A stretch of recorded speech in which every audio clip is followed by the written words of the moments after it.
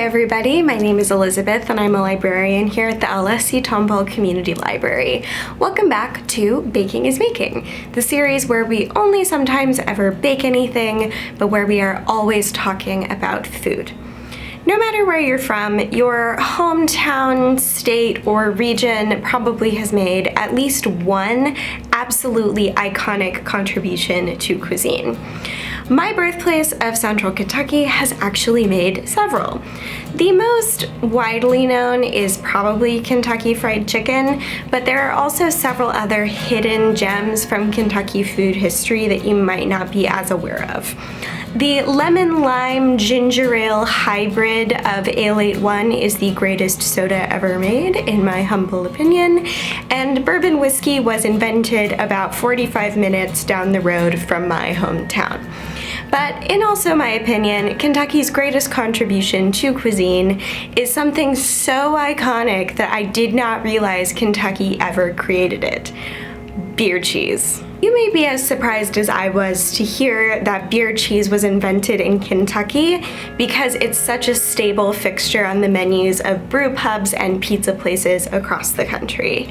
If you've never had it, which you should absolutely do, beer cheese is a savory cheese dip made from cheddar cheese, beer, Worcestershire sauce, and garlic. It's salty and addictive and absolutely delicious. Like most truly legendary foods, the origins of beer cheese are relatively unknown. But the version that has become regarded as official begins in the 1930s with a man named Joe Allman, who was the head chef of a restaurant on the Kentucky River called the Driftwood Inn. Allman was looking to raise profits by keeping drinkers thirsty, so he invented a salty, spicy dip that would encourage patrons to order more beverages, and thus beer cheese was born. In 1965, the Driftwood Inn was bought by other people and was renamed to Halls on the River, which is a really good restaurant and I would highly recommend it to anyone in the area. But their beer cheese actually became so popular that you can now buy it in grocery stores across the South and the Midwest. From these humble origins, beer cheese became such a phenomenon that every year, Winchester, Kentucky holds the annual Beer Cheese Festival, where you can try hundreds of different beer cheeses from across the state. And you can probably find it even some places here in Texas. I know I have. I'm a little bit homesick, so I wanted to whip up some of this for myself and thought that I would bring you all on this ride with me. So stay tuned to learn how you can make Kentuckian-approved beer cheese at home. Let's get started. The recipe I am using here is from Lex Eats, a food blog based out of my old Kentucky home of Lexington, Kentucky. To make this, you will need, of course, cheese. Cheddar cheese is the classic choice, and the sharper the better. 1 pound block of this will be perfect. Next, you will need half of a yellow onion, roughly chopped, 2 teaspoons of minced garlic, a teaspoon of cayenne pepper, and half a teaspoon of salt. You will also need 2 teaspoons of Worcestershire sauce.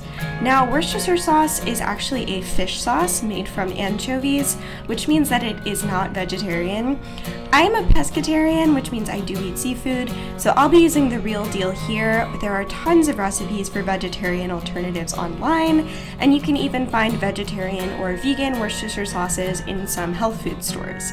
You will also need 1 bottle of a full-flavored beer or beer alternative. I'm going to be using a non-alcoholic beer here, but I've also seen people use other non-alcoholic beverages like ginger beer or even Ale 81. Whatever you're using, we're looking for acid and sugar, so keep that in mind when you choose what to pick. Making beer cheese is incredibly easy, but the first step of it might seem a little strange. You're going to take your beer or whatever beverage you're using here, open it, and set it out opened for about an hour. Although you likely wouldn't drink it at this stage, the flavor of stale beer is different from normal beer due to the addition of oxygen. And this is in a way that isn't necessarily bad or negative. This process is known as the Mayard reaction and is actually something you are probably familiar with already. Stale beer will often darken in color, and this is due to the same chemical processes that brown toast, cookies, marshmallows, and other foods that darken when cooked. In fact, the Mayard reaction is responsible for many of the most iconic flavors in food, like browned onions, roasted coffee beans, and French fries. By letting the beer go stale, you'll pull out these sweet, umami, malty flavors, all of which we want for our beer cheese. Usually, the Mayard reaction signals that something has been cooked, so some scientists theorize that we find it so appealing because cooked foods tend to be safer than raw ones, so we find the smell and taste of browned foods more appetizing. Additionally, we struggle to digest certain raw vegetables like potatoes, so major fast food chains can thank the Mayard reaction for why the hamburger and French fries is so appealing to so many people. Mayard reactions can happen in a variety of different foods and beverages, so even if you're using something like ginger beer, letting it go stale or flat will still be useful for this recipe. After your drink has gone stale, roughly chop your half of an onion and add it to a food processor or blender. Pulse until finely minced, and then add your Worcestershire sauce, garlic, cayenne pepper, and salt. After your onion and spices have been combined, take your cheddar and cut it into cubes of roughly 2 inches or so in size. Add them to your food processor or blender one at a time, blending until no noticeable chunks of cheese remain. Next, add your beer or whatever stale drink you're using, pouring and blending until you reach your desired consistency. The right consistency of beer cheese is hotly contested among Kentuckians, but ultimately comes down to personal preference. My mom, for instance, makes hers very creamy, more like a dip, but I like mine drier, more like a spread. This recipe will produce a fairly dry, thick beer cheese, which is likely truer to the original recipe from the Driftwood Inn, but beer cheeses I've had outside of Kentucky often will incorporate things like cream cheese or broth to get a thinner, more liquid texture.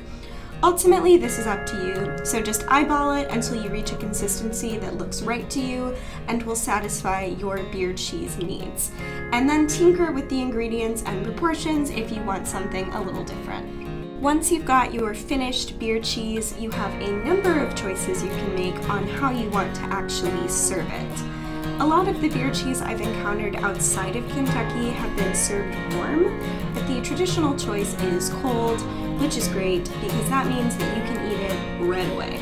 Treat beer cheese as you would any dip or spread and eat with your vehicle of choice. Toast, raw vegetables, and pretzels will all be perfect, but in my family we always have them with Ritz crackers. Beer cheese is super indulgent, and so I think the buttery, salty flavor of Ritz are perfect. For the true Kentucky experience, serve with Ale 1. If you've never had it, you can often find it in the specialty soda section of lots of grocery stores, although I will warn you that once you've had it, you will be on the hunt for it forever.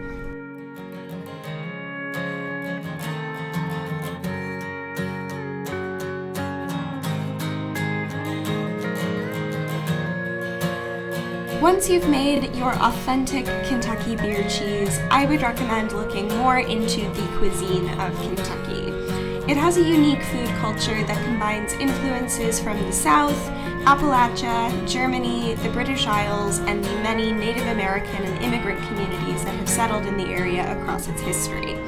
It's known for its ingenuity, close connection to seasonal produce, and idiosyncratic flavors. To learn more about it, I would highly recommend Ronnie Lundy's cookbook, Vittles. In addition to recipes covering the diverse culinary landscape of Appalachia, Lundy also includes essays about Appalachian history and culture that provide some context for how and why these foods came to be. It's an incredibly respectful and lovingly rendered portrait of Appalachian food, and I really can't recommend it enough. You can check out Vittles from the Harris County Public Library. Thank you for watching this episode of Baking is Baking. Be sure to follow us on Facebook, Instagram, YouTube, and Twitter so that you never miss a future episode of Baking is Making or any of our other great online programs.